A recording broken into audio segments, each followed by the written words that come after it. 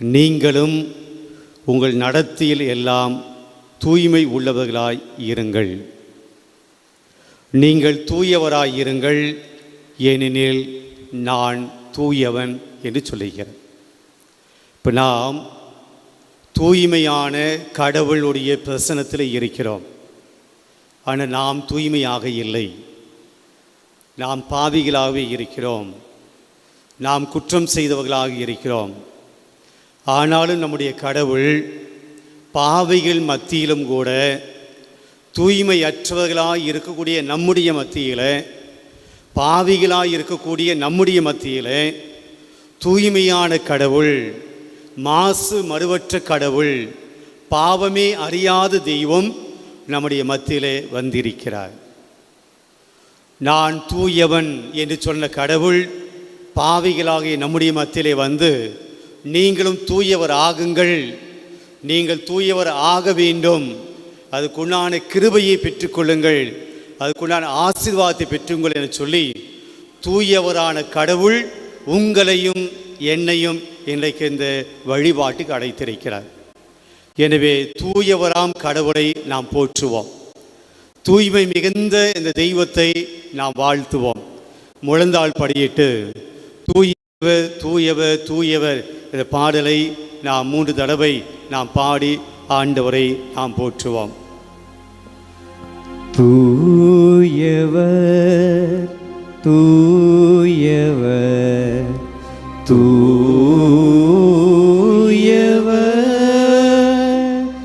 வான்படைகளின் கடவுளாம் ஆண்டவர், விண்ணகமும் மண்ணகமும் உமது மாட்சியால் நிறைந்துள்ளன.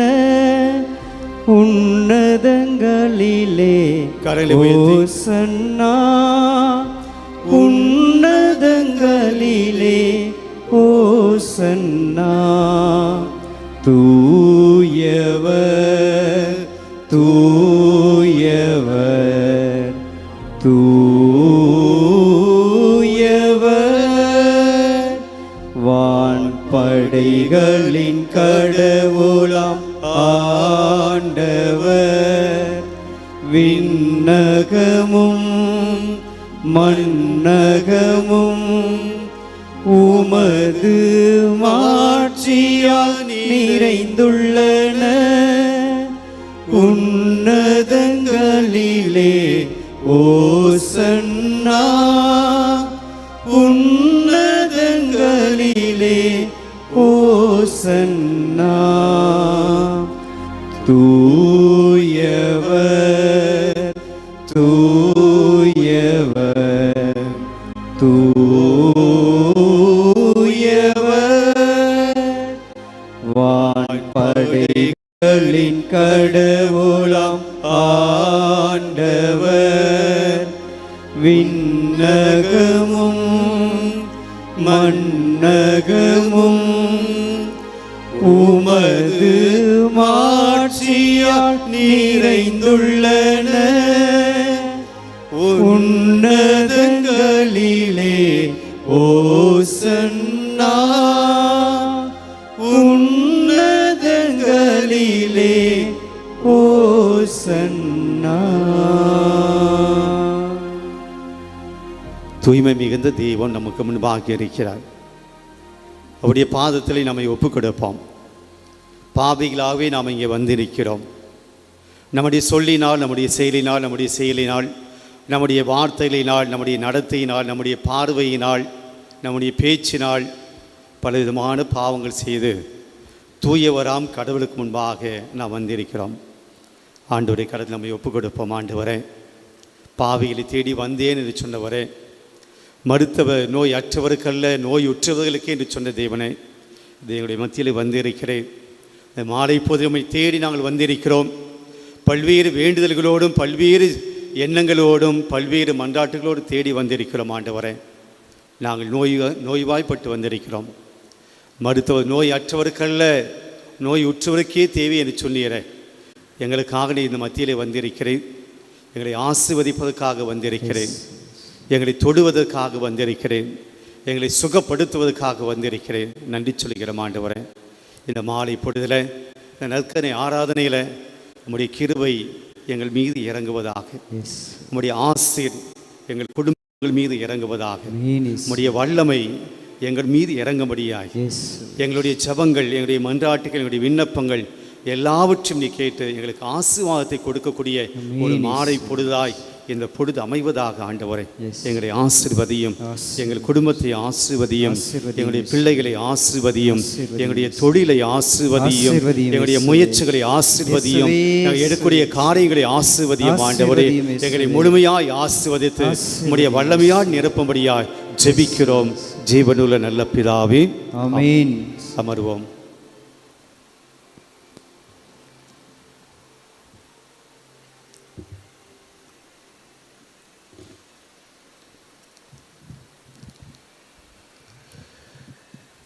இந்த மாதத்தினுடைய கடைசி செவ்வாய்க்கிழமை மாலை பொழுதில் இந்த நற்கனை ஆராதனையிலே பங்கேற்க நாம் வந்திருக்கிறோம்.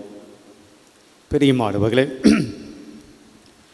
இன்றைய நற்செய்தி வாசகத்தில் பேதுரு, நாங்கள் எல்லாவற்றையும் விட்டுவிட்டு வந்தோம், எங்களுக்கு என்ன கிடைக்கும் என்ற ஒரு கேள்வியை முன்வைக்கிறார். அதுக்கு இயேசு சொல்லுகிறார், உறுதியாக உங்களுக்கு சொல்லுகிறேன், நற்செய்தியின் பொருட்டும் என்னை முன்னிட்டோம் நீங்கள் எதையெல்லாம் விட்டுட்டு வந்தீங்களோ 100 மடங்கு உங்களுக்கு கிடைக்கும் என்று சொல்லுகிறார். அதுதான் இன்றைக்கி நற்செய்தி வாசகம். இதைத்தான் நாம் தியானிக்கப் போகிறோம். இந்த வாசகத்தை தியானிப்பதற்கு முன்பாக இறை வார்த்தைகள், கடவுள் சொல்லக்கூடிய அந்த காரியங்கள் நம்முடைய மத்தியில், நம்முடைய உள்ளத்தில், நம்முடைய எண்ணத்தில், நம்முடைய வாழ்க்கையிலே அந்த வந்து விழும்படியாக, எப்படி அந்த நல்ல நிலத்திலே அந்த விதைகள் விழுந்த பின்பு அதை 30 மடங்காக, 60 மடங்காக, 100 மடங்காக பலன் கொடுத்தது போல, இன்றைக்கு இறைவன் இந்த நற்கரை ஆராதனை வழியாக பேசக்கூடிய அவருடைய வார்த்தைகள் நம்முடைய உள்ளத்தில் விழுந்து அது பலன் அளிக்க வேண்டும், அது நம்முடைய வாழ்க்கையிலே அது பலன் கொடுக்க வேண்டும் என்பதற்காக இந்த ஆராதனையில் பங்கேற்கக்கூடிய நாம் அனைவரும் தூய ஆவியாருடைய கிருபையை கேட்போம். தூய ஆவியார் நம் மீது இறங்கும்படியாய், தூய ஆவியார் நம் மீது பொழியும்படியாய் நாம் ஜெபிப்போம். கடந்த ஞாயிற்றுக்கிழமை திரு அவையோடு சேர்ந்து நாம் ஒரு விழாவை கொண்டாடினோம்.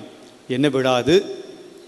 பெந்தகோஸ்தே பெருவிழா. தூய ஆவியானவர் சீடர்கள் மீது, அப்போஸ்தலர் மீது இறங்கிய அந்த விழாவை கொண்டாடினோம். சீடர்கள் தூய ஆவி வருவதற்கு முன்னாடி உயிர்த்த இயேசுவை பார்த்தாங்களா இல்லைங்களா? தூய ஆவியானவர் சீடர்கள் மீது பொழிவதற்கு முன்னாடி உயிர்த்த ஆண்டவர் இயேசுவை சீடர்கள் பார்த்தார்களா இல்லையா? பார்த்தார்கள். ஆனாலும் கூட அவர்கள் இயேசு உயிர்த்ததிலிருந்து 50 நாள் வரையிலும் எங்கேயா போய் நற்செய்தி போதிச்சாங்களா? வெளியே போனாங்களா? தன்னுடைய விசுவாசத்தை யாருக்காவது அறிக்கையிட்டாங்களா? இல்லை. ஆனால் இயேசுவை பார்த்தார்கள். உயிர்த்த இயேசுவை பார்த்தாங்க, உயிர்த்த இயேசுவை தொட்டாங்க, உயிர்த்த இயேசுவோடு நடந்து போனாங்க, உயிர்த்த இயேசுவோடு அவர்கள் உணவு உண்டார்கள். ஆனாலும் கூட அவர்கள் தைரியமாய் நற்செய்தி அறிவிக்க, வெளியே சென்று தன்னுடைய உயிர் போனாலும் ஆண்டவரை அறிவிக்க அவங்களுக்கு தைரியம் கிடைக்கல, அவனுக்கு ஞானம் கிடைக்கவில்லை. ஆவியினுடைய வல்லமை எப்போது இறங்கியதோ, தூய ஆவியானவர் எப்போது அந்த சீடர்கள் மீது இறங்கினாரோ, அப்போது அவர்கள் உண்மையாகவே சீடர்களாய் நற்செய்தி அறிவிக்க செல்கிறார்கள். தலைமை சங்கத்தார் பேதுரை பார்த்து சொல்கிறாங்க, நாங்கள் தான் இயேசுவை பற்றி போதிக்கக்கூடாதுன்னு சொன்னோமே, இயேசுவை பற்றி அறிக்கை இடக்கூடாது நாங்கள் கட்டளையிட்டோமே, நீ திருப்பி திருப்பி ஏன் போதிச்சுன்னு இருக்கிற என்று கண்டித்த போது பேதுரு என்ன சொல்லுகிறார்? நாங்கள் கண்டதையும் நாங்கள் கேட்டதையும் நாங்கள் அறிவிக்காமல் இருக்க முடியாது, நீ என்ன வேணாலும் பண்ணிக்கோ. தூய ஆவியானவர் வல்லமையை தரக்கூடியவர், தூய ஆவியானவர் ஆற்றலை தரக்கூடியவர், தூய ஆவியானவர் ஞானத்தை கொடுக்கக்கூடியவர், தூய ஆவியான நம்முடைய விசுவாசத்தை அதிகப்படுத்தக்கூடியவர். அந்த தூய ஆவியானவரிடம் நம்மை ஒப்பு கொடுப்போம். ஆவியானவரே என் மீது வாங்க, தூய ஆவியானவரே என்னை நிரப்புங்க. சீடர்கள் மீது வந்து உம்முடைய ஞானத்தையும் ஆற்றையும் வல்லமையும் கொடுத்தீங்களே, இன்றைக்கு இந்த நற்கரை ஆராதனையில் இரண்டாம் கடவுளாக இருக்கக்கூடிய அந்த இயேசுவுக்கு முன்பாக நாங்கள் ஜெபிக்க வந்திருக்கிறோம். அந்த ஜெபிப்பதற்குண்டான வல்லமை எங்களுக்கு தாங்க, ஜெபிப்பதற்குண்டான அந்த நம்பிக்கை எங்களுக்கு தாங்க என்று சொல்லி தூய ஆவியானவருடைய வல்லமையை நாம் பாடுவோம். எழுந்து நின்று நாம் அனைவரும் தூய ஆவியானவருடைய வல்லமை, தூய ஆவியானவருடைய சக்தி, தூய ஆவியானவருடைய கிருபை நம்மீது பொழியும்படியாக நாம் அனைவரும் சேர்ந்து பாடுவோம்.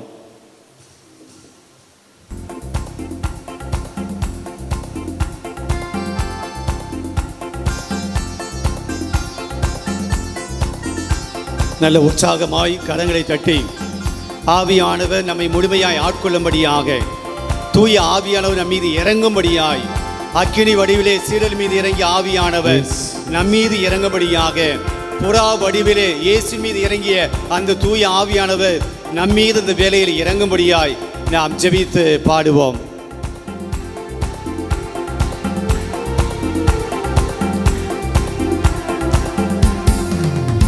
எங்கள் துணையாளரே, எங்கள் சகாயரே, இறங்கி வாருமையா.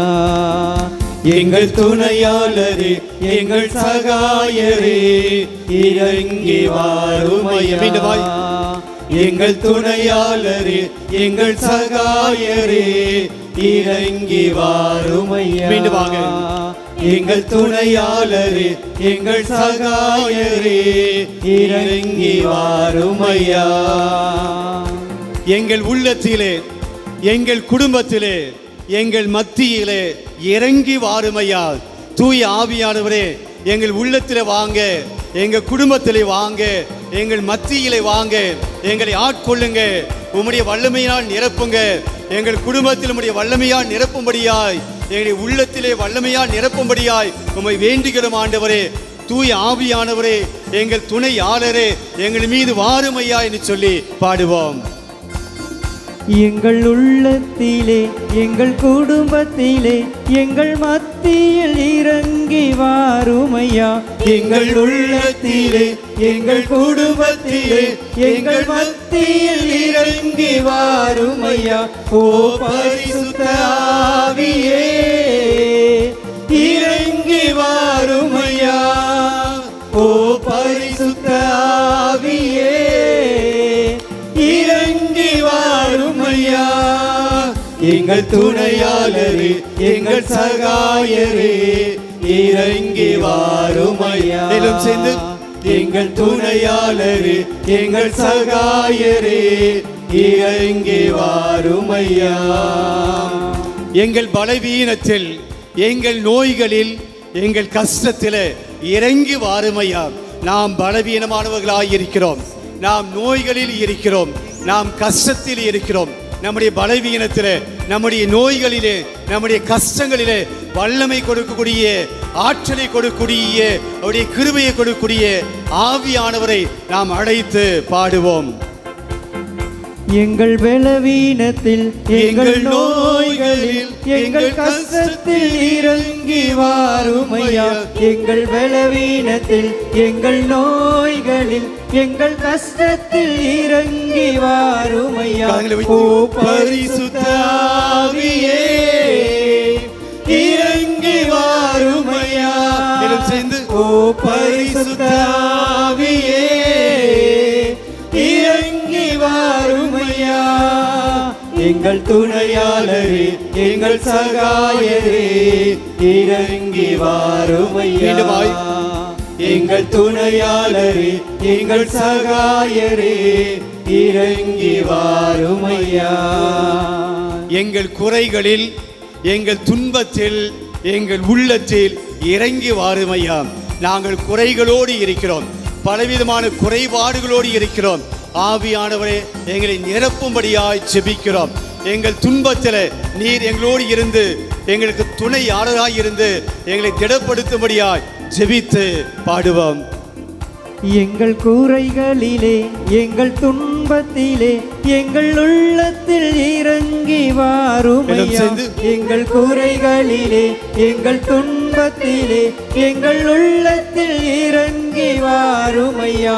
ஓ பரிசுத்த ஆவியே, இறங்கி வாருமையா.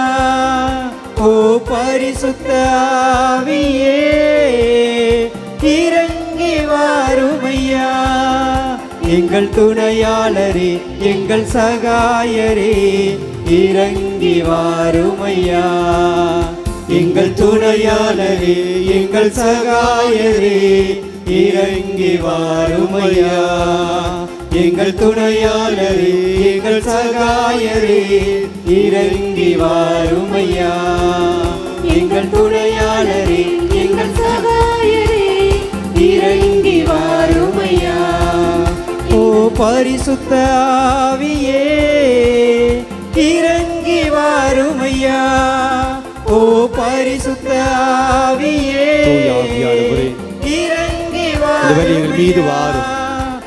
அப்போஸ்தலர் மீது இறங்கி ஆவியானவரே, அன்னை மரியாள் மீது இறங்கி ஆவியானவரே, இயேசு மீது இறங்கி ஆவியானவரே, நீங்க ஒவ்வொரு மீது இறங்கி வாரும். உம்முடைய வல்லமையினால் நிரப்பம், உம்முடைய ஆற்றலினால் நிரப்பம். பரிசுத்த ஆவியே இறங்கி வாருமையா. ஓ பரிசுத்த ஆவியே இறங்கி வாருமையா.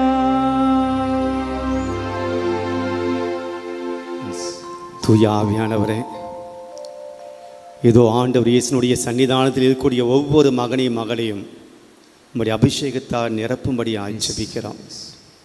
பாவிகளாய் நாங்கள் வந்திருக்கிறோம். நான் தூயவன், நான் தூயவராய் இருப்பது போல நீங்களும் தூயவராய் மாறுங்கள் என்று சொன்ன தேவனுடைய மத்தியில் நாங்கள் பாவிகளாய் வந்திருக்கிறோம். நீ அபிஷேகம் செய்யும் ஆண்டவரே.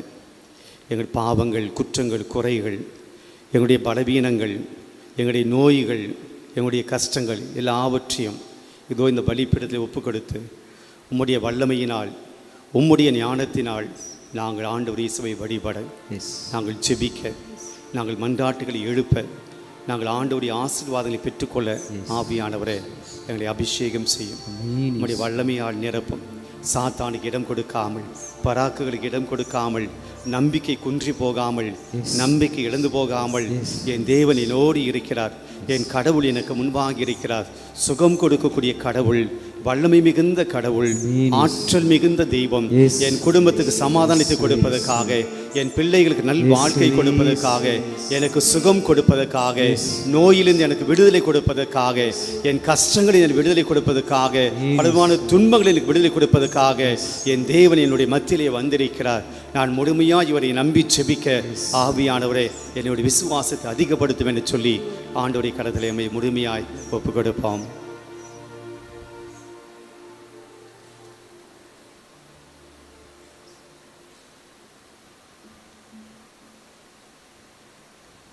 இயேசுவே ஆண்டவர், இயேசுவே ஆண்டவர், இயேசுவே ஆண்டவர், இயேசுவே ஆண்டவர், இயேசுவே ஆண்டவர், இயேசுவே ஆண்டவர், இயேசுவே நல்லவர், இயேசுவே நல்லவர், இயேசுவே நல்லவர், இயேசுவே இயேசுவே நல்லவர், இயேசுவே நல்லவர், இயேசுவே தூயவர், இயேசுவே தூயவர், இயேசுவே தூயவர், இயேசுவே தூயவர், இயேசுவே தூயவர். இயேசுவே தூயவர். Praise the Lord, Praise the Lord, praise the Lord, Praise the Lord, praise the Lord, Praise the Lord. Hallelujah, Hallelujah, Hallelujah, Hallelujah, Hallelujah. Hallelujah. அமர்வோம்.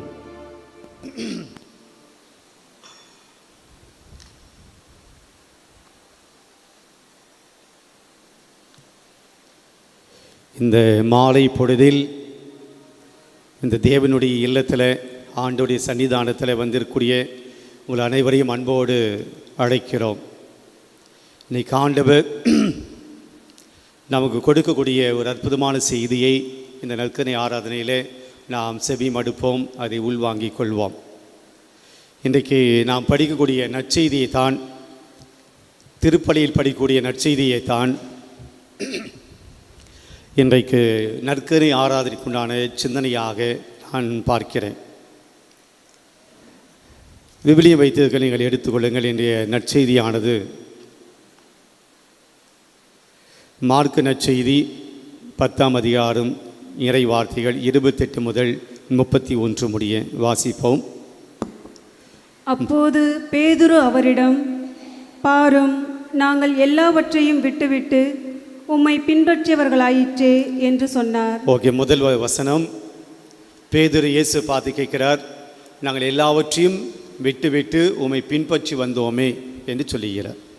அடுத்த வசனம், அதற்கு இயேசு, உறுதியாக உங்களுக்கு சொல்கிறேன், என் பொருட்டும் நற்செய்தியின் பொருட்டும் வீடுகளையோ சகோதரர்களையோ சகோதரிகளையோ தாயையோ தந்தையையோ பிள்ளைகளையோ நிலபுலன்களையோ விட்டுவிட்ட எவரும் இம்மையில் 100 மடங்காக வீடுகளையும் சகோதரர்களையும் சகோதரிகளையும் தாயையும் நிலபுலன்களையும் இவற்றோடு கூட இன்னல்களையும் மறுமையில் நிலை வாழ்வையும் பெறாமல் போகார். இயேசு இந்த பதில் சொல்கிறார்.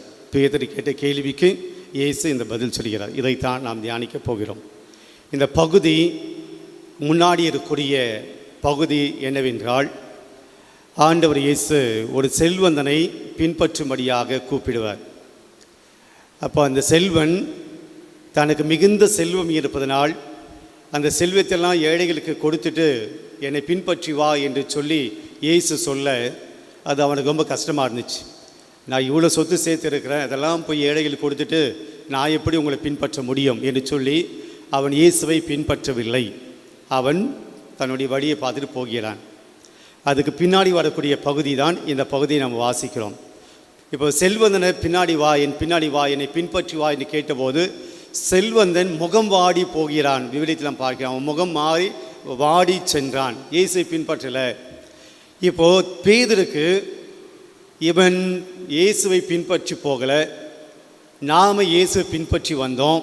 இப்போ நமக்கு இயேசுவை பின்பற்றி வந்த நமக்கு இயேசு என்ன சொல்ல போகிறார், இயேசு என்ன கொடுக்க போகிறார் என்ற ஒரு ஆசை, ஒரு ஆவல், ஒரு விருப்பத்தில் பேதுரு இந்த கேள்வி கேட்குறார். அவன் செல்வத்தை விட்டுட்டு வரல, அவன் பாட்டு போயிட்டான். நாங்கள் எல்லாத்தையும் விட்டுட்டு வந்தோம், எங்களுக்கு என்ன கிடைக்கும்? இதுதான் பேதுருடைய கேள்வி. பிரியமானவர்களே, பேதுருடைய கேள்வியை கொஞ்சம் யோசித்து பார்ப்போம், சிந்தித்து பார்ப்போம். எல்லாவற்றையும் விட்டு வந்தோம். கொஞ்சம் யோசித்து பார்ப்போம். நாங்கள் எல்லாவற்றையும் விட்டு வந்தோம். அதுக்கு முன்னாடி ஒரு வார்த்தை யூஸ் பண்ணுறார், பாரும் நாங்கள் எல்லாவற்றையும் விட்டு வந்தோம். நாம் பொதுவாக சொல்ல லிசன், கவனிங்க அப்படின்னு பிள்ளைகள் சொல்லுவோம். நாம் ஒரு விஷயத்தை சொல்வதற்கு முன்னாடி அவங்களை ஆயத்தப்படுத்துவது லிசன், கவனிங்க அப்படின்னு. நாம் சொல்ல போவதை அவர்கள் கேட்க வேண்டும் என்பதற்காக இந்த வார்த்தையிலும் நம்ம பயன்படுத்துவோம். பேதுரு பயன்படுத்துகிறார், பாரும். அது பின்னாடி தான் சொல்கிறாரு, நாங்கள் எல்லாவற்றையும் விட்டுட்டு வந்தோம். ஜீசஸுடைய அட்டென்ஷனை வாங்குறார். நான் சொல்ல போகிற ஏதோ முக்கியமான ஒரு கேள்வி கேட்க போகிறேன், நீங்கள் கேளுங்க, பாரும் என்று அட்டென்ஷன் உண்டாக்கி கேள்வி கேட்கிறார். நாங்கள் எல்லாத்தையும் விட்டுட்டு வந்தோம், எங்களுக்கு என்ன கிடைக்கும்? இப்போ பேதுரு என்னென்ன விட்டுட்டு வந்தார், அல்லது மற்ற சீடர்களை என்னென்ன விட்டுட்டு வந்தாங்க அப்படி ஒரு கேள்வி கேட்டு பாருங்கள். 4 பேர் மீனவர்கள், ஒருத்தன் வரி தண்டுபவன். மற்றவரை பற்றி பெருசாக நமக்கு விவிலியத்தில் ஒன்றும் காணும். இப்போ பொதுவாக கலிலேய நாட்டில் இருக்கக்கூடியவளை தான் இயேசு கூப்பிட்றாரு. கலிலேய நாடு வந்து ஒரு கிராமம், சிட்டி கிடையாது. நிறைய படித்தவர்கள் அங்கே கிடையாது. சாதாரண எளிய வேலை செய்து கொண்டிருக்கக்கூடிய, சாதாரண வேலை செய்து கொண்டிருக்கிறவன் தான் அந்த கிராமத்தில் இருக்கக்கூடிய, கலிலேயாவில் இருக்கக்கூடிய ஆட்கள். இப்போ எருசலேமில் இருந்து இயேசு யாரை கூப்பிட்டுட்டாங்கன்னா நம்ம சொல்ல முடியாது, பெரிய படிப்பாளி. எருசலேம் மிகுந்த ஞானிகள் இருக்கக்கூடிய இடம். அங்கிருந்து ஒரு ரொம்ப அறிவாளி யாரை வந்திருப்பாங்க. ஆனால் இயேசு கூப்பிட்ட சீடர்கள் எல்லாமே இந்த கலிலேயா பகுதியை சார்ந்தவர்கள். அப்படின்னா அவங்ககிட்ட என்ன இருந்திருக்கும் யோசித்து பாருங்கள். ஒன்று, இப்போ பேதுரு மட்டுமே யோசித்து பார்ப்போம். நான் எல்லாத்தையும் விட்டுட்டு வந்தேன் அப்படின்னு பேதுரு சொல்கிறார். என்னென்ன விட்டுட்டு வந்திருக்கலாம்? பேதுரு என்னென்ன விட்டுட்டு வந்துருப்பாரு? உங்களுக்குள்ளே சொன்ன, எனக்கு சொன்னதானே. படகை விட்டுட்டு வந்தார். ஏன்னா மீனவ தொழிலை செஞ்சவர், படகை விட்டுட்டு வந்திருப்பார். படகோட என்ன இருந்திருக்கும்? வலைகள் இருந்திருக்கும், வலையை விட்டுட்டு வந்திருப்பார். வேற என்ன விட்டுட்டு வந்திருப்பார் பேதுரு? டைம் ஆகுது, வேகமாக. உறவினைகளை விட்டு வந்திருப்பார். அவர் கல்யாணம் ஆயிடுச்சு. ஏன்னா பேதுடைய மாமியார் காய்ச்சலால் கிடந்தார். அப்படி அப்போ மனைவியை விட்டுட்டு வந்திருப்பார். ஆனால் மனைவி பற்றி வீடு எதுவும் சொல்லலை, பிள்ளைகளுக்காக எதுவும் சொல்லலை. ஆனால் கல்யாணம் ஆனவர் பேதுரு. அப்போ மாமியாரை விட்டுட்டு வந்திருக்கிறார், குடும்பத்தை விட்டுட்டு வந்திருக்கிறார், வீட்டை விட்டுட்டு வந்திருக்கிறார். வேற என்ன விட்டு வந்திருக்கலாம்? உறவினர்கள், வீடு, அவருடைய போட்டு, அவருடைய வலை. வேற என்ன விட்டுட்டு வந்திருக்க முடியும்?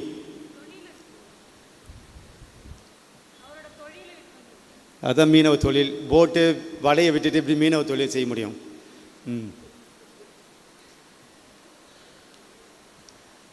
மைண்டு வாய்ஸ் என்ன இதுதான் நாங்கள் பதிலே சொல்கிறதில்ல. நீங்கள் நினைக்கிறது என்னென்னா இதுதான் நான் பதிலே சொல்கிறதில்ல. ஏதாவது சொன்னால் நீங்கள் அதை வச்சு கலாய்ப்பீங்க அப்படின்ட்டு. ஓகே, வலை, போட்டு, மீன் பிடிப்புக்குள்ளான எல்லாத்தையும் விட்டுட்டார். வீடு, அவருடைய சொந்தக்காரர்கள், அது மனைவியாக இருக்கலாம், அப்பா அம்மா இருக்கலாம், மாமியார் இருக்கலாம், அதெல்லாம் விட்டுட்டு வந்துட்டார். இதை தவிர்த்து வேறு அவர் ஏதாவது கொஞ்சம் பணங்கிறது ஏதாவது சேர்த்து வச்சுருப்பார், அந்த பணத்தை விட்டுட்டு வந்துருக்கலாம். என்ன பெரிய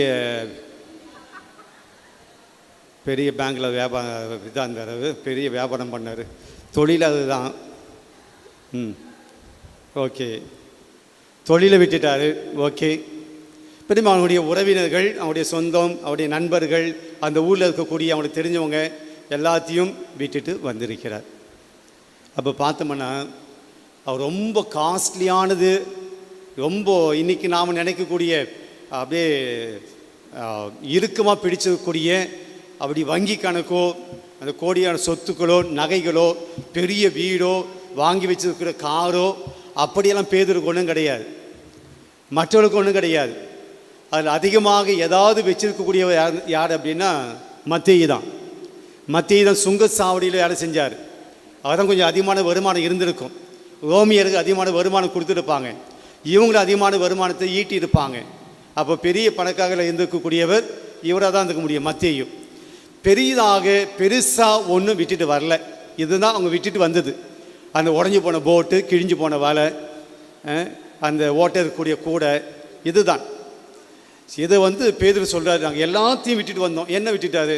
பெருசாக எல்லாத்தையும் விட்டுட்டு வந்தோம். இப்போ இயேசு அவங்கள பார்த்து இந்த கேள்வி கேட்கல, என்ன பெருசாக விட்டுட்டு வந்த நீ? உடஞ்சி போன போட்டு, லாக்கி இல்லாத ஒரு வலை, 2 கூடை, இது பெருசாக விட்டுட்டு வந்து இயேசு கேட்டாரா? சொன்னாரா? அப்படி ஏதாவது சொன்னாரா? சொன்னாரா இல்லையா? சொல்லலை. சரிங்களா? இயேசு சொன்ன பதிலை நம்ம படித்தோம். அதுக்கு முன்னாடி இன்னொரு விஷயத்தை நம்ம யோசிப்போம். இவர்கள் நாங்கள் உம்மை பின்பற்றியதால் உங்கள் கூட வந்ததுனால எல்லாத்தையும் விட்டுட்டோம் அப்படின்னு என்ன சொல்ல வராரு? உங்களுக்காக, இயேசுவே உங்களுக்காக நான் இதெல்லாம் விட்டுட்டேன், நீங்கள் தான் அப்படின்னு சொல்லி நான் இதெல்லாம் விட்டுட்டு வந்திருக்கிறேன் அப்படின்னு சொல்லி பேதுரு சொல்கிறார். இப்போது இந்த சைடு யோசித்து பார்ப்போம். இயேசு எதெல்லாம் விட்டுட்டு வந்தார்? இயேசு எதெல்லாம் விட்டுட்டு வந்தார்? பிலிப்பியர் திருமுகம் 2ஆம் அதிகாரம் படிக்கலாம். பிலிப்பியர் திருமுகம் 2ஆம் அதிகாரம். கடவுள் தன்மையில் விளங்கிய அவர் கடவுளுடைய தன்மை இறுக்கமாய் பிடித்திருக்க ஒன்றாக நினைக்காமல் கடவுளுடைய தன்மையை விட்டுட்டு அடிமையின் வடிவை ஏற்று மனிதருக்கு ஒப்பான மனிதராக வந்தார். மனித உருவில் தோன்றி சாவை ஏற்கும் அளவுக்கு, அதுவும் சிலுவை சாவை ஏற்கும் அளவுக்கு கீழ்ப்படிந்து தம்மையே தாழ்த்தி கொண்டார். இதுல யார் பெருச விட்டது? சீமோன் பேதுருவா அல்லது இயேசுவா? பெருசானது யார் விட்டது? போட்டு பெருசா? கடவுள் தன்மையில் விளங்கிய, மோட்சத்தில் இருந்த, கடவுளோடு இருந்த, கடவுளாய் இருந்த, கடவுள் தன்மையில் இருந்த இயேசு அதெல்லாம் விட்டுட்டு மனுஷனா வந்தது பெரிதா, அல்லது இந்த தண்ணியில் போகக்கூடிய மீன் பிடிக்கக்கூடிய இந்த போட்டு பெருசா? எது பெருசு? அப்போ இயேசு சீடர்களை பார்த்து சொன்னாரா, நீ என்ன விட்டுட்டு வந்த? நான் எவ்வளோ பெருசாக விட்டுட்டு வந்திருக்கேன். நான் கடவுள் ஒரு மனுஷனாக வந்திருக்கிறேன். நான் விண்ணகத்திலே தந்தையோடு இருக்கக்கூடியவர். நான் அப்படிப்பட்ட ஒரு அடிமையாக இங்கே வந்திருக்கிறேன். நான் இங்கே துன்பப்படும் சிலுவை தூக்குவதற்காக நான் வந்திருக்கிறேன். நீ என்ன பெருசாக பேச? நான் விட்டுட்டு வந்துட்டேன் அப்படின்னு சொல்லி. பேதுரு மட்டுமல்ல பிரியமானவர்களே, நாமும் கூட அதைத்தான் செய்து கொண்டிருக்கிறோம். வாழ்க்கையிலே கடவுள் கொடுத்த ஆசீர்வாதங்களை நாம் பெரிதாக நினைப்பதில்லை. கடவுள் நமக்கு செய்த ஆதாயங்களை பெரிதாக நினைப்பது கிடையாது. கடவுள் நமக்கு செய்து கொடுத்திருக்கிற எல்லா நன்மைகளும் பெரிதாக நினைப்பது கிடையாது. நான் இந்த ஆலயத்துக்கு ஃபேன் வாங்கி கொடுத்தேன், நான் இந்த ஆலயத்துக்கு டியூப் லைட் வாங்கி கொடுத்தேன், நான் இந்த ஆலயத்துக்கு இது செஞ்சேன், நான் இந்த ஆலயத்துக்கு அது செய்தேன், நான் கடவுளுக்கு இது பண்ணேன், பேதுருவை போல நாம் சொல்லி காட்டுகிறோம். ஆண்டவரே, நான் இதெல்லாம் பண்ணேன், கோயிலுக்கு இது பண்ணேன், ஆலயத்துக்கு இது பண்ணேன், நான் அது செஞ்ச, இவ்வளவு நன்கொடை கொடுத்தேன். கடவுள் உங்களுக்கு கொடுத்ததை விட நீங்களோ நானோ பெரிதாக எதுவும் இந்த உலகத்தில் செய்ததில்லை. பிரியமானவர்களே, கடவுள் செய்த நன்மைத்தனங்களை விட இந்த உலகத்தில் பெரிதாக நாம் எதுவும் செய்யவில்லை. நாம் செஞ்சதெல்லாம் கடவுளுக்கு முன்னாடி ஒன்றும் இல்லை. இன்னும் சொல்ல வேண்டும் என்றால், கடவுள் கொடுத்ததை தான் நாம் திருப்பி கொடுக்கிறோம். கடவுள் நம்முடைய வாழ்க்கையில் கொடுத்த காரியங்களை தான் நாம் திருப்பி கொடுக்கிறோம். ஆனால் நாம் என்ன சொல்கிறோம்? கடவுள் செய்த நன்மைகளை விட நான் நிறையா கொடுக்குறேன், நான் நிறைய செய்கிறேன். பிரியமானவர்களே, கடவுள் நமக்கு பெரிய காரியங்களை செய்திருக்கிறார். நாம் செய்யக்கூடிய நல்ல காரியங்களை விட நாம் செய்யலாம். ஆலயத்துக்கோ அல்லது ஏழைகளுக்கோ அல்லது மற்ற காரியங்களுக்கோ உதவிகள் நிறைய செய்யலாம், நல்லது. ஆனால் ஒருபோதும் கடவுள் என் வாழ்க்கையில் செய்த நன்மைத்தனங்களை விட நான் பெரிதாக செய்தேன் என்ற எண்ணத்தில் நாம் இருந்துவிடக்கூடாது, போய்விடக்கூடாது. பிரியமானவர்களே, கடவுள் நமக்கு உயிரை தந்திருக்கிறார், நாம் வாழ்கிறோம், வாழ்க்கை தந்திருக்கிறார், நல்ல உடல் சுகத்தை தந்திருக்கிறார், நல்ல குடும்பத்தை தந்திருக்கிறார், நல்ல மனைவியை, கணவனை, பிள்ளைகளை தந்திருக்கிறார், வேலை தந்திருக்கிறார், நிறைய வருமானம் இல்லை என்றாலும் கூட பட்டினி இல்லாமல் போகக்கூடிய ஒரு வாழ்க்கையை தந்திருக்கிறார். நிறைய பெரிய இடங்களில் பதவிகள் இல்லை என்றாலும் கூட 4 பேர் நம்மை மதிக்கக்கூடிய அளவில் ஆண்டு நம்மை உயர்த்தி வைத்திருக்கிறார். நாம் இன்றும் கூட நம்மை விட பல பேர் வருமானம் இல்லாமல் வறுமையிலே வாழ்ந்து கொண்டிருக்கக்கூடிய மக்களை நாம் பார்க்கிறோம். அதை விட ஆண்டவர் நம்மை உயர்த்திருக்கிறார். நாம் பெரிய பணக்காரர்கள் அல்ல, பெரிய மாடி வீட்டில் அல்ல, பெரிய பதவியில் இல்லை என்றாலும் கூட ஆண்டவர் நம்மை இந்த நிலையில் நன்றாகவே வைத்திருக்கிறார். ஆண்டவருக்கு நாம் நன்றி சொல்ல வேண்டும். அப்போ ஆண்டவர் நமக்கு செய்த காரியங்களை நாம் நினைத்து பார்க்கிற போது நாம் செய்யக்கூடிய காரியங்கள் எல்லாம் ஒன்றும் இல்லை. ஆனால் பேதுருக்கிட்ட இயேசு, இப்போ நான் சொன்னது செய்யலை, டேய் உன் வாழ்க்கையில் நான் எவ்வளோ நல்லது பண்ணேன், உன் வாழ்க்கையில் நான் எவ்வளோ நல்லது செஞ்சேன் அப்படின்னு இயேசு சொல்ல, ரொம்ப தாழ்ச்சியோட அவருக்கு ஒரு நம்பிக்கை கொடுக்கிறார். பிரியமானவர்களை, பேதுரு கேட்டதுக்கு அவர் இழிவுபடுத்தலை, அவமானப்படுத்தலை, கஷ்டப்படுத்தலை, காயப்படுத்தலை, நீ என்னடா பெருசாக விட்டுட்டு வந்த அப்படின்னா இயேசு சொல்ல. பிரியமானவர்களே, நம்பிக்கை கொடுக்கிறார். என்ன நம்பிக்கை தெரியுங்களா? 2 வாழ்க்கையை பற்றி பேசுகிறார். ஒன்று இம்மையில். இம்மையில்னா என்ன அர்த்தம்? இப்போ இந்த உலகத்தில் வாழ்கிற இந்த வாழ்க்கையில். 2வது மறுமையில் உங்களுக்கு இது கிடைக்கும் அப்படி சொல்கிறார். இம்மையில் எது கிடைக்கும் லைனாக சொல்கிறார், வாசிப்பாது. இம்மையில் நீங்கள் 100 மடங்காக எதையெல்லாம் பெறுவீர்கள்? இம்மையில் 100 மடங்காக வீடுகளையும் சகோதரர்களையும் சகோதரிகளையும் தாயையும் நிலபுலன்களையும் இவற்றோடு கூட இன்னல்களையும் மறுமை. இதான் இம்மையில் கிடைக்கிறது. அது நிலபுலன்கள், வீடுகள், தாய் தந்தை, உறவினர்கள். 2ஆக பிரிச்சிருவோம். ஒன்று மெட்டீரியல், இன்னொன்று வந்து நம்முடைய ரிலேஷன்ஸ். 2ம் எப்படி கிடைக்குமா? நீ எவ்வளோ கொடுத்தியோ அது போல நான் உனக்கு கொடுப்பேன் அப்படியா சொன்னார். 100 மடங்கு. இப்போது நமக்கு கேள்வி வரும், நான் இதெல்லாம் கொடுத்தேனே, எனக்கு 100 மடங்கு எப்படி கிடைக்கும்? பிரியமானவர்களே, இயேசு நாம் சிந்திக்கிற போல சொல்லலை. இயேசு சீடர்களுக்கு சொல்கிறார். சீடர்களுக்கு அவங்க தான் கேட்டாங்க, நான் எல்லாத்தையும் விட்டுட்டு வந்தோம், எங்களுக்கு என்ன கிடைக்கும்? இப்போது என்னை வைத்து சொல்லுகிறேன். ஒரு குருவானவர் வீடு, தாய் தந்தை, உறவினர்கள் எல்லாத்தையும் விட்டுட்டு பாலவாக்கும் குருவாக இருக்கிறார்.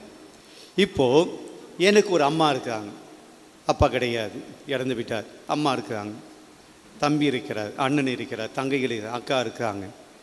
இப்போ எனக்கு நான் வீட்டில் இருக்கிற போது ஒரு அம்மா தான், ஒரு அக்கா தான், ஒரு தம்பி தான். ஆனால் இன்றைக்கு அதெல்லாம் விட்டு வந்த பின்பு கடவுள் என் வாழ்க்கையில் அதைவிட அதிகமான உறவுகளை தந்திருக்கிறார். 100 அல்ல, 1000 மடங்கு. அத்தனை உறவுகள், அத்தனை நண்பர்கள், அத்தனை அன்பு, அத்தனை பாசம் எல்லோரும் நமக்கு கொடுக்கிறார்கள். இதைத்தான் ஆண்டவர் சொல்கிறார், நீ கடவுளுக்காக செய்கிறத கடவுள் ஒருபோதும் திருப்பி கொடுக்காமல் இருக்க மாட்டார். ஒரு வார்த்தையில் சொன்னால், கடவுள் உன்னிடம் கடனாளியாக இருக்க மாட்டார். கடனாளியாக ஒருவர் இருக்க மாட்டார். நீ கொடுத்ததை விட ஆண்டவர் 100 மடங்கு கொடுத்து விடுகிறார். இப்போ நம்முடைய வயசை கொஞ்சம் பார்ப்போம். ஆளாளுக்கு ஒவ்வொரு வயசு இருக்கிறது. நாம் நம்முடைய 1 வயதிலிருந்து இதுவரையிலும் நாம் இந்த உலகுக்கோ திருச்சபைக்கோ என்ன கொடுத்தோம்? கடவுள் இந்த வயது வரையிலும் நமக்கு என்ன கொடுத்திருக்கிறார்? நான் 1 வயசுலேருந்து 55 வயசுக்கு நான் கடவுளுக்கு என்ன கொடுத்தேன்? நான் மக்களுக்கு என்ன கொடுத்தேன்?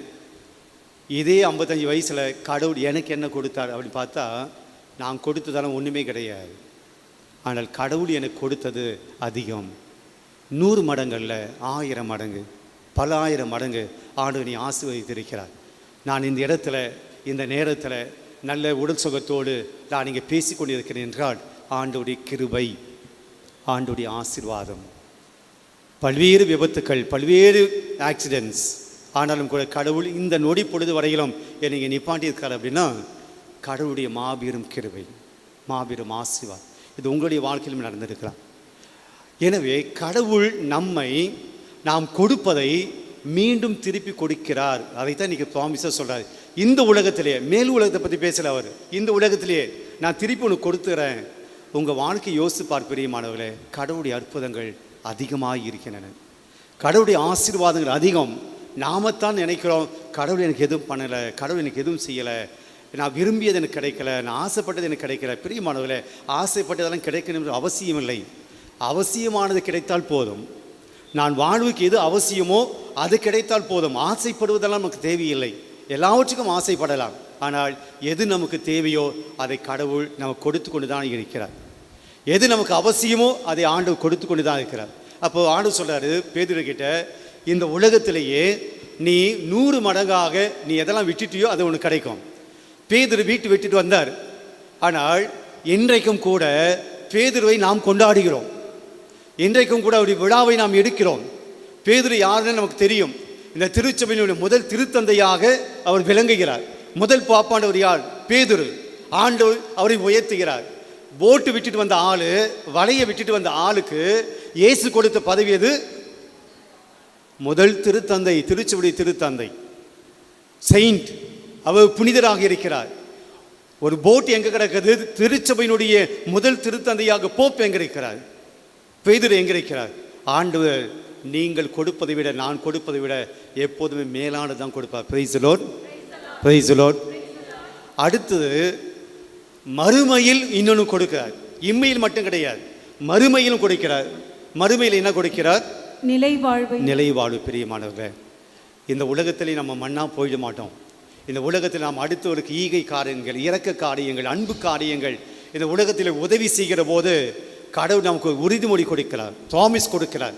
நீ எனக்காக ஏழைகளுக்கு உதவி செய்தால், எனக்காக நீ அடுத்தவனுக்கு ஏதாவது செஞ்சியனா, நற்செய்திக்காக ஏதாவது செஞ்சியனா, என் பொருட்டும் நற்செய்தி பொருட்டும் நீங்கள் இதை செஞ்சீங்கன்னா ஆண்டவர் சொல்றாரு, நான் உங்களுக்கு ஒரு பெரிய கிஃப்ட் வச்சிருக்கிறேன். என்ன கிஃப்ட்? நிலைவாழ்வு. நிலைவாழ்வு. பிரியமானவர்களே, மோட்சம் நம்ம காத்து கொண்டு இருக்கிறது. நாம் எந்த அளவுக்கு அடுத்தவர்களுக்காக, அடுத்தவர்களுடைய தேவைகளுக்காக நாம் கொடுக்கிறோமோ ஆண்டவர் நமக்கு அந்த நிலைவாழ்வை உறுதிப்படுத்துகிறார். அடுத்தவர் மீது நாம் அக்கறை கொள்கிற போது ஆண்டவர் நமக்கு அந்த நிலைவாழ்வை உறுதிப்படுத்துகிறார். அப்போது அந்த நிலைவாழ்வை பெற்றுக்கொள்ள வேண்டும் என்றால் நாம் என்ன செய்யணும்னு சொல்லி இன்டெரக்டாக ஆண்டவர் சொல்கிறாரு. எதை கொடுக்க வேண்டும் சொல்கிறாரு? நம்மிடம் இருப்பதை நாம் கொடுக்க வேண்டும். இயேசுவுக்காக, நற்செய்திக்காக கொடுக்க வேண்டும் நான் சொல்கிறேன். அப்போ இந்த வாசம் நமக்கு சொல்கிற செய்தி என்ன? பிரியமானவர்களே, நாம் செய்யக்கூடிய சின்ன சின்ன உதவிகளுக்கும் கைமாறு இந்த உலகத்திலையும் உண்டு, அடுத்த உலகத்திலையும் உண்டு. நீங்கள் செய்யக்கூடிய நல்ல காரியங்கள் ஒருபோதும் வீண் போகாது பிள்ளைகளை, ஒருபோதும் வீண் போகாது. அது பெரிய நல்ல காரியங்களோ சிறிய நல்ல காரியங்களோ, அது மிகப்பெரிய உயர்ந்த நல்ல காரியமோ சின்ன காரியங்களோ, அதிகமான வருமானம் உள்ள பணம் உள்ள நன்கொடையோ அல்லது சின்ன உதவிகளோ, நல்ல ஒரு விருந்து நீங்கள் அடுத்தவங்களுக்கு கொடுக்கிறீங்களோ அல்லது ஒரு சாதாரண ஒரு சாப்பாட்டு ஒரு ஏழை கொடுக்குறீங்களோ, நீங்கள் செய்யக்கூடிய எந்த உதவியும் நற்காரியங்கள் பலன் இல்லாமல் போகாது. Praise the Lord. எனவே ஆண்டவருடைய கரத்தில் நம்ம ஒப்பு கொடுப்போம். ஆண்டவரே, என்னுடைய வாழ்க்கையில் என்னால் முடிந்த அளவுக்கு அடுத்தவர்களை நேசிக்கக்கூடிய, ஏழை எளிய மக்களுக்கு நான் உதவிக்கூடிய, என்னால் முடிந்த அளவுக்கு நற்காரியங்கள் செய்யக்கூடிய நல்ல மனிதனாய் நல்ல ஒரு மனுஷியாய் நான் வாழணும். அதுக்குண்டான ஒரு கிருபை எனக்கு தாங்க. எனக்குள்ளே இருக்க சுயநலத்தை எடுத்துடுங்க, தன்னலத்தை எடுத்து போடுங்க. கொஞ்சம் இறக்கப்படக்கூடிய, ஒரு அன்பு காட்டக்கூடிய, ஒரு அடுத்தவர் மீது கருணை காட்டக்கூடிய, பரிவு காட்டக்கூடிய ஒரு மனசை எனக்கு தாங்க. இயேசு எங்கெல்லாம் துன்பப்பட்ட மக்களுக்கான அவங்க மீது ஆண்டவர் இயேசு பரிவு கொண்டார் அப்படின்னு வாசிக்கிறோம். அது 5000 பேருக்கு சாப்பாடு கொடுங்க அப்படின்னு சொல்லும்போது சீடர்கள் சொல்கிறாங்க, இத்தனை பேருக்கு எப்படி சாப்பாடு கொடுக்க முடியும்? 200 தெனாரியத்துக்கு நாம் அப்பம் வாங்கினாலும் முடியாது. பிலிப்பு சொல்கிறார். இயேசு என்ன சொல்கிறாரு? அவன் மீது பரிவு கொடுக்கிறார், அமரச் சொல்கிறார். இந்த பரிவு நமக்கு வேண்டும். எப்பவுமே காசு கொடுக்க நமக்கு கிடையாது. அன்பான வார்த்தைகள், பிரியமானவர்களே, ஆறுதலான வார்த்தைகள், உடனே இருப்பு, நான் உன் கூட இருக்கிறேன், கவலைப்படாத, கண்ணீர் துடைப்பது. இந்த ஒரு அட்மாஸ்பியர் உலகத்தில் குறைஞ்சிக்கிட்டே போகுது. யார் எப்படி போனால் எனக்கு என்ன, யார் துன்பப்பட்டால் எனக்கு என்ன, எவன் கஷ்டப்பட்டால் எனக்கு என்ன, நான் சந்தோஷமாக இருந்த போதும், நான் நல்லா இருந்த போதும். அது வீட்டுக்கு வெளியல்ல பிரியமானவர்களே, வீட்டுக்குள்ளேயும் இன்றைக்கு வந்து கொண்டிருக்கிறது. அப்பா அம்மாவுடைய பிரச்சனையை பற்றி பிள்ளைகள் கவலைப்படுவதில்லை. பிள்ளைகளுடைய பிரச்சனை பற்றி அப்பா அம்மா கவலைப்படுவதில்லை. இன்னும் குறிப்பாக வயது முதிர்ந்த நோயோடு படுத்த படுக்கையாடக்கூடிய அந்த பெரியவர்களுடைய வேதனையை வீட்டில் உள்ளவர்கள் கண்டுகொள்ளாத மனநிலை, அவருடைய வலி, அவருடைய வேதனை தெரியல. நமக்கு எனக்கு வேலை இருக்குது, எனக்கு பிஸ்னஸ், எனக்கு ஆஃபீஸ் இருக்குது, உன் பிரச்சனை எனக்கு தெரியாது என்று சொல்லி அடுத்தவர்களுடைய பிரச்சனையை, வேதனையை, கஷ்டத்தை, கண்ணீரை கண்டுகொள்ளாத மனநிலை இன்றைக்கி வீட்டுக்குள்ளேயே வந்து விட்டது. பிரியமானவர்களே, நமக்கு கொஞ்சம் இரக்க குணம் வேண்டும், கொஞ்சம் பரிவு குணம் வேண்டும். ஆண்டவர் அந்த பரிவு, அந்த இரக்கம், அந்த பிற நலம், இந்த மனப்பான்மையை, அந்த கிருபையை நம்ம கொடுக்கும்படியாக இந்த பாடலை பாடி நாம் அவருடைய ஆசீர்வாதத்தை கேட்போம்.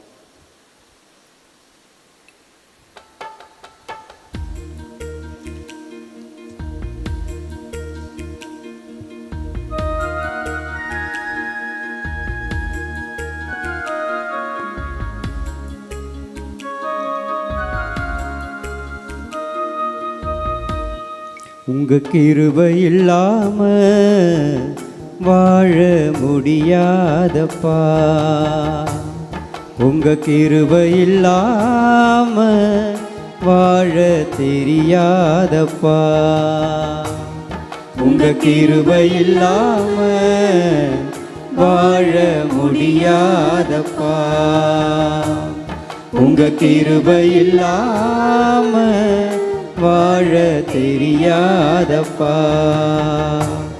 நான் நிற்பதும் உங்க கிருபைதான், நான் நிலைப்பதும் உங்க கிருபைதான், நான் நிற்பதும் உங்க கிருபைதான், நான் நிலைப்பதும் உங்க கிருபைதான், நான் நிற்பதும் நிலைப்பதும் உங்க கிருபைதானப்பா.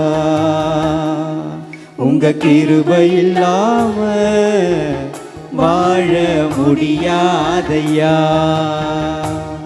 உங்க கிருபை இல்லாம வாழ தெரியாதையா.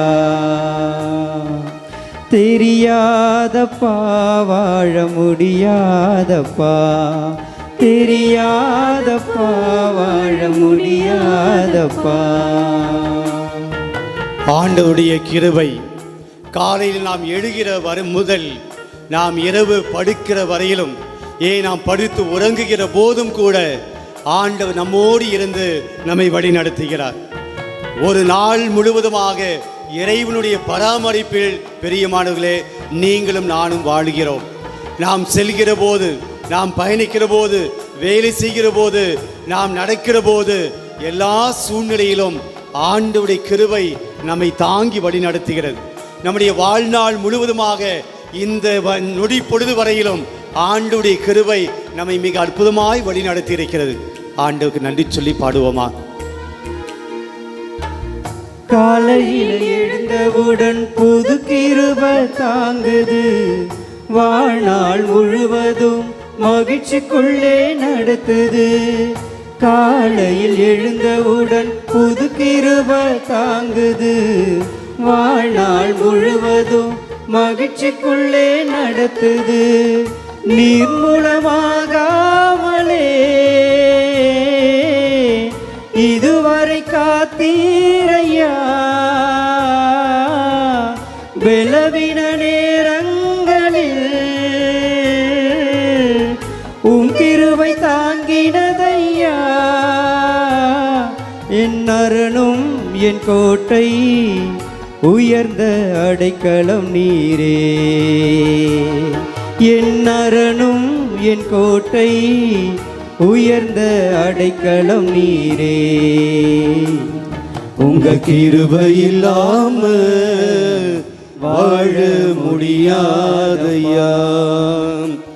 உங்க கிருபை இல்லாம வாழ தெரியாதையா. முடியாதப்பா வாழ தெரியாதப்பா. முடியாதப்பா வாழ தெரியாதப்பா. நம்முடைய வாழ்க்கையில் நாம் சந்திக்கக்கூடிய ஒவ்வொரு துன்பத்தில், ஒவ்வொரு பிரச்சனையில், குழப்பத்தில், குழம்பி போன நிலையில் நாம் எடுக்க வேண்டிய முடிவுகள் சரியானதா தவறான என்று நாம் குழம்பி போயக்கூடிய சமயத்தில் ஆண்டவருடைய கிருபை, தூய ஆவியானுடைய வல்லமை நம் மீது அனுப்பி நாம் எப்படி செல்ல வேண்டும், எப்படி வாழ வேண்டும் என்று சொல்லி நம்மை வழிகாட்டுகிற தேவனாய் நம்மோடு இருக்கிறார். அவருடைய கிருபை நம்மை விட்டு நீங்காமல், ஒருபோதும் நம்மை விட்டு விலகாமல் நம்மை வழி நடத்தியிருக்கிறது. ஆண்டவருடைய கிருபைக்காய் நன்றி சொல்லி பாடுவோம்.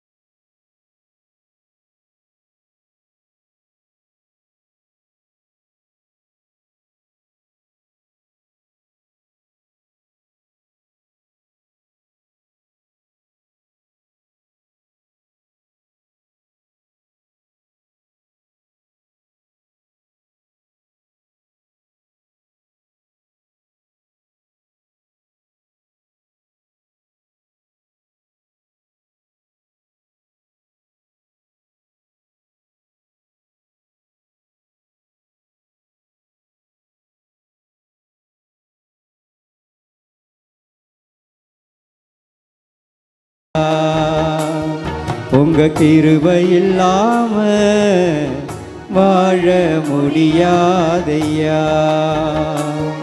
உங்க கிருபை இல்லாம வாழ தெரியாதையா. நான் நிற்பதும் உங்க கிருபைதான், நான் நிலைப்பதும் உங்க கிருபைதான். நான் நிற்பதும் உங்க கிருபைதான், நான் நிலைப்பதும் உங்க கிருபைதான். நான் நிற்பதும் நிலைப்பதும் உங்க கிருபைதானப்பா. உங்க கிருபை இல்லாம வாழ முடியாதையா. உங்க கிருபை இல்லாம வாழ தெரியாதப்பா. முடியாதப்பா வாழ தெரியாதப்பா. முடியாதப்பா வாழ தெரியாதப்பா. ஆண்டவருடைய கிருபையை பெற்றுக்கொள்ளக்கூடிய நேரம், நம்முடைய ஜெபங்களை ஆண்டவருடைய பாதத்திலே ஒப்புக் கொடுக்கக்கூடிய நேரம். ஆண்டவருடைய கிருபை இல்லாமல் வாழ முடியாது அப்படின்னு நம்ம சொன்னோம், பாடணும். உம்முடைய கிருபை இல்லாமல் வாழ தெரியாதப்பா அப்படின்னு சொன்னோம். அப்போ ஆண்டவருடைய கிருபை நமக்கு வேணும், ஆண்டவருடைய ஆசீர்வாதம் நமக்கு வேணும், ஆண்டவருடைய வழி நடத்துதல் நமக்கு வேண்டும், ஆண்டவருடைய பலம் நமக்கு வேண்டும், ஆண்டவருடைய வல்லமை நமக்கு வேண்டும். பெரியமானவர்களை முழந்தால் படியிடுவோம். இன்னைக்கு எதற்கெல்லாம் ஜெபிக்கணும், எதெல்லாம் எனக்கு வேணும், இதெல்லாம் என் குடும்பத்தில் கிடைத்தால் என் குடும்பம் சந்தோஷமாக இருக்கும்.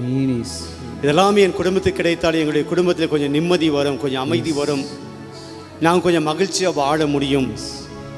இதுதான் என்னுடைய நிம்மதியை கிடைக்கிறது, என் குடும்ப அமைதியை கிடைக்கிறது, என் குடும்பத்தில் பிரச்சனைகளுக்கு இதுதான் மிக முக்கியமான காரணம் என்று பிரியமானவர்களே, நீங்கள் எதெல்லாம் நினைக்கிறீங்களோ ஆண்டவருடைய பாதத்தில் கொண்டு வாங்க. உங்கள் கிருபை இல்லாமல் வாழ முடியாது. பாட்டு பாடினா போதாது பிரியமானவர்களே, அதை நம்பி ஜெபிக்கிறோம். உங்கள் கிருபை எனக்கு வேணும் ஆண்டவரே, உங்கள் தயவு எனக்கு வேணும் ஆண்டவரே. புதிய மாதத்தை நாங்கள் தொடங்க போகிறோம். பல்வேறு பிரச்சனைகள், பல்வேறு கஷ்டங்கள் வாழ்ந்து கொண்டு இருக்கிறோம். உங்கள் ஆசீர்வாதம் எனக்கு தேவை ஆண்டவரே. நல்ல உடல் சுகம் தேவை ஆண்டவரே. பண கஷ்டம் இருக்கிறது, கண்ணீர் கவலை இருக்கிறது, மன கஷ்டங்கள் இருக்கிறது, தினம் தினம் தோல்விகள், ஏமாற்றங்கள், அவமானங்கள், இன்னல்கள், இக்கட்டுக்கள், வேலை செய்யக்கூடிய இடத்துல பல்வேறு விதமான பிரச்சனைகள், இப்படி பலவிதமான சூழ்நிலைகளில் என் அருமையான பிள்ளைகளை ஆண்டோடைய பார்த்து வந்திருக்கிறீங்க. வெறுமனே வீட்டுக்கு போகக்கூடாது. நாம் எப்படி வந்தோமோ அப்படி வீட்டுக்கு போனால் இந்த ஆராதனையெல்லாம் பங்கெடுத்து பயனில்லை. ஆண்டவர் பேதுருக்கு சொல்கிறாரு, நான் 100 மடங்கு கொடுப்பேன். நீ எனக்காக செஞ்சல, அதை 100 மடங்கு நான் உனக்கு கொடுப்பேன். உன்னை ஏமாற்ற மாட்டேன், உன்னை ஏமாற்ற மாட்டேன், உன்னை நான் கைவிட மாட்டேன். பேதுரு கொடுத்த அதே வாக்கு தத்தம் தான் இன்றைக்கி நமக்கு கொடுக்கிறார். பிரியமா உனக்கு கொடுக்கிறார். உன்னை நான் ஏமாற்ற மாட்டேன், 100 மடங்கு நான் உனக்கு திருப்பி கொடுப்பேன் மகனே மகளே. ஆண்டவர் சொல்கிறார், நீ நல்ல காரியங்கள் செய்திருக்கிறாய், நல்ல விஷயங்களை செய்திருக்கிறாய், நிறைய அற்புதங்களை ஆசீர்வாதங்களை நீ காணும்படியாக நான் செய்வேன். நீ செய்த நன்மைத்தனங்கள் ஒருபோது வீண் போகாது மகனே மகளே. நீ செஞ்ச உதவிகள் வீண் போகாது மகனே மகளே. நான் திருப்பி கொடுக்க போகிறேன். ஆண்டவர் இங்கே கொடுப்பதற்காக வந்திருக்கிறார். ஆண்டவர் கிட்ட என்ன கிருபை வேணும், என்ன ஆசீர்வாதம் வேணும், ஜெபம் பண்ணுவோம். ஒரு நிமிடம் கண்ணீரோடு நம்பிக்கையோடு ஆண்டவர் கொடுப்பானுங்கிற நம்பிக்கையோடு உங்கள் தேவைகளை ஆண்டவரை பாதத்தில் எடுத்து வையுங்கள்.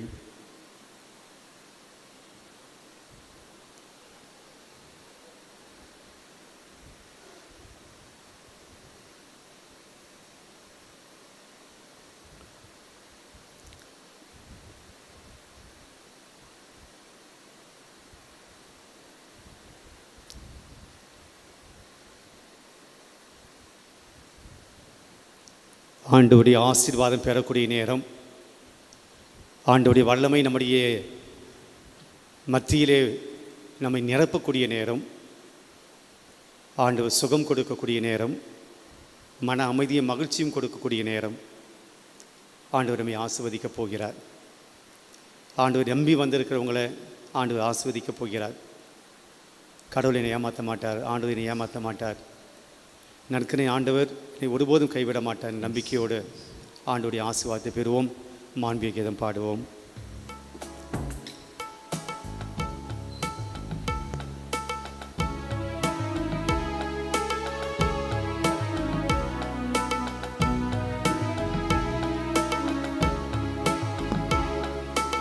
மாண்புயர்யு அருள் அடையாளத்தை தாழ்ந்து பணிந்தே ஆராதிப்போம்.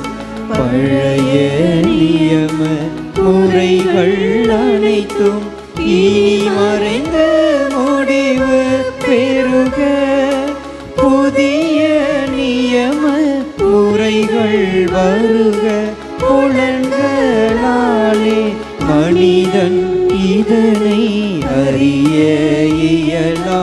குறைகள் நீக்க நம்பிக்கையின் உதவி பெறுக. தந்தை அவர்க்கும் மகன் இவர்க்கும் புகழ்ச்சியோடு வெற்றியார்க்கும்.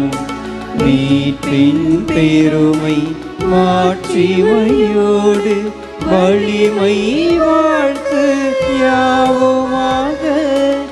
இருவரிடமாய் வருகின்றவராம் தூய ஆவி ஆனவர்க்கும் அளவில்லாத சம புகழ்ச்சி என்றுமே உண்டாவதாக.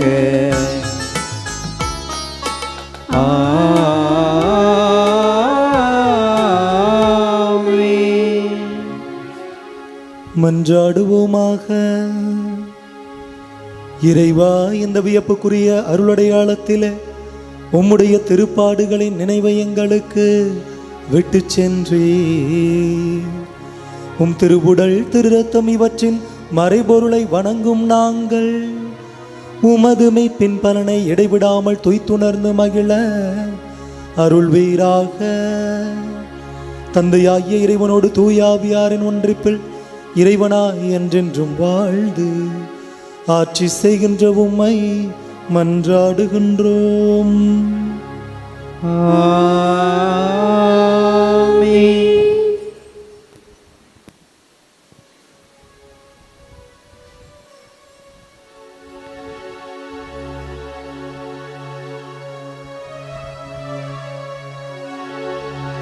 தடைகளை உடைத்தீரையா, தள்ளாட விடவில்லையே. சோர்ந்து போன நேரமெல்லாம் தூக்கி என்னை சுமந்து வாக்கு தந்து தேற்றினீரே.